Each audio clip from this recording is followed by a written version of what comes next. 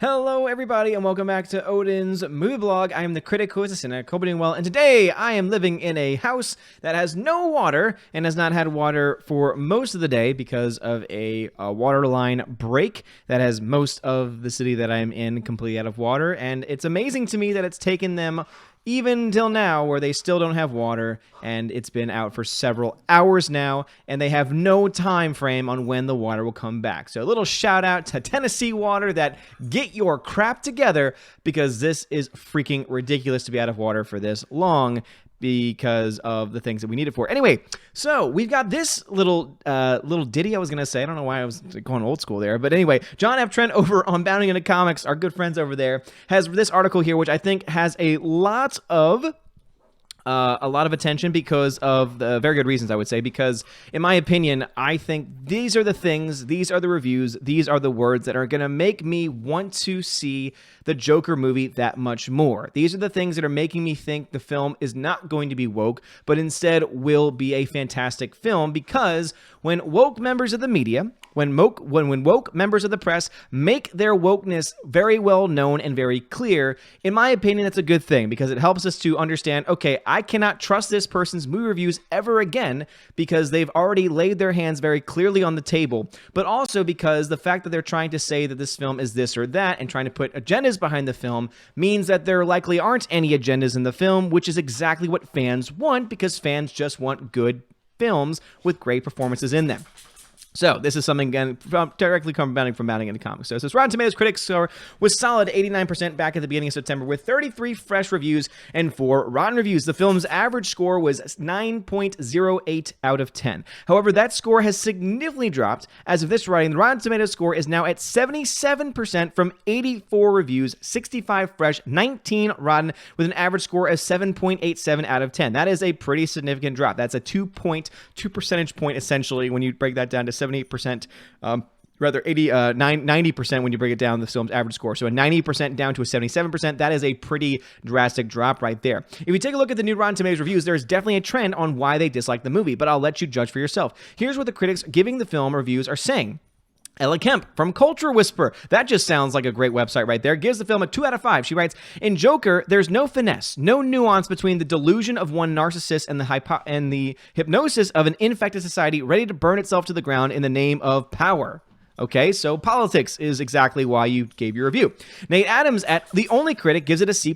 He writes, there's a more audacious film lurking in Joker, yet there's no denying how the discourse that'll soak up the airwaves is exactly the type of conversation the iconic villain would want us to have. Whether we like it or not, the joke's on us. Okay, once again, seems to be politics there that is driving his overall mindset. Oh my goodness gracious, that's crazy. David Ellenstein at Vulture, you know Vulture's great, gave the film a B-. He writes, as Hannah Arendt saw banality in the supposed evil of the Nazi Adolf Eichmann, I see in Joker an attempt to elevate nerdy revenge on the plane of myth. That's scary on a lot of different levels. So by the fact that you gave it a B-, it means that you liked the overall film as a film, but you didn't give it a higher score because of your own political thoughts. Mara Reinstein at US Weekly writes, this predictable brand of cold-hearted cynicism is not worth your time. Seriously. Oh, US Weekly? Thank you. Or Us Weekly, rather. Really? It's not worth my time? Well, now I think it's even more worth my time, and I would recommend everyone go to see this movie now, because seriously, if you have people like this that are saying the crap like this, it's going to make me want to go see the damn thing.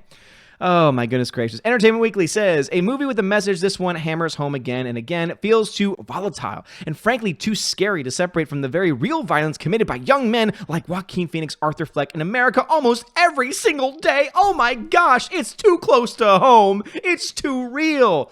But wait a minute, don't you artificially inflate movies with great scores when they are too real and too raw? Oh, but wait a minute, that's only when it politically satisfies you. That's only when it's pushing a political agenda that you overall agree with. When it's just a good movie with a good character going into the psychosis that the character is going to be going through because he's the frickin' Joker. Did you miss the fact that this is a Joker film about the Joker, a comic character who obviously is still a person and obviously is psychotic, and that they're going to dive into that a lot more clearly here? Oh my gosh. Are y'all idiots? It seems like it.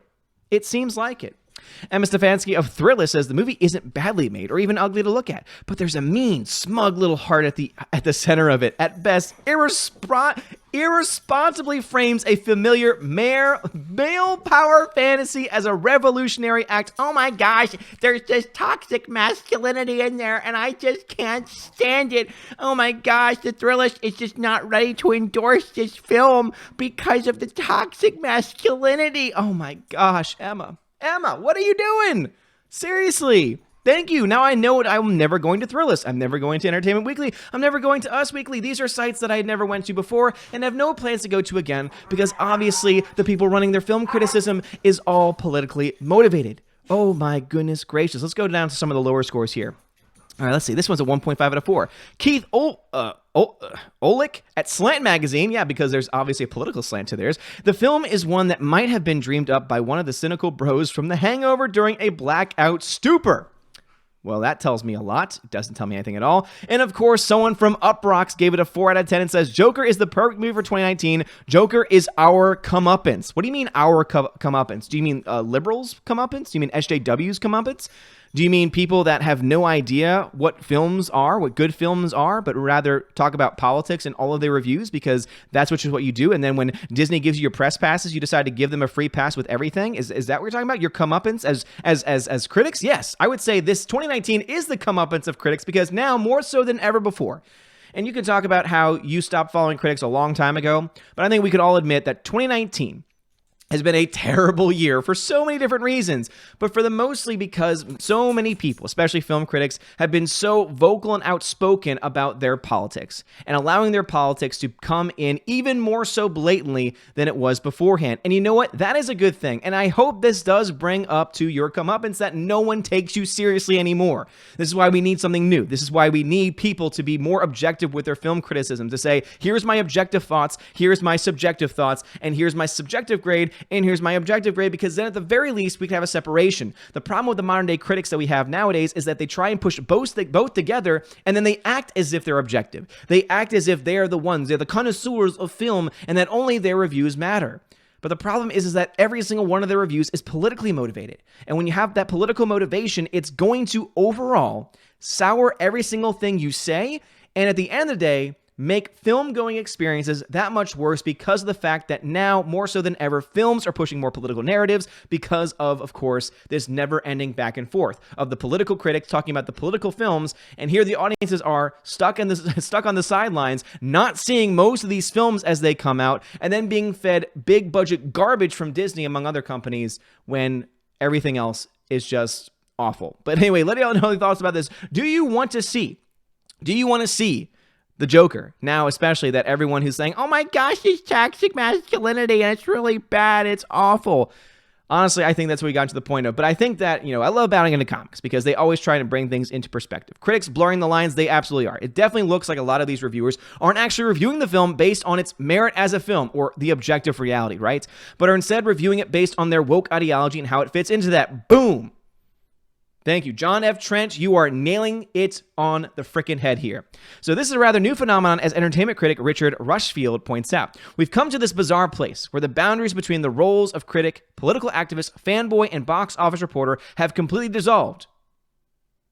Looking at you, Scotty Boy Mendelson. Everything has to play a role in some larger, greater good narrative, which is fine if critics want to see the world that way and offer criticism through the lens of how does this help the movement. It's harder to justify it if you're supposedly covering box office for the film industry and filtering your business analysis through that lens, or that lens watered down via general media hoopla. Thank you very much for that, Richard Rushfield, because that's absolutely true. We now see more so than not the lines being blurred. You now see political activists who are pretending to be film critics, who are pretending to be television critics.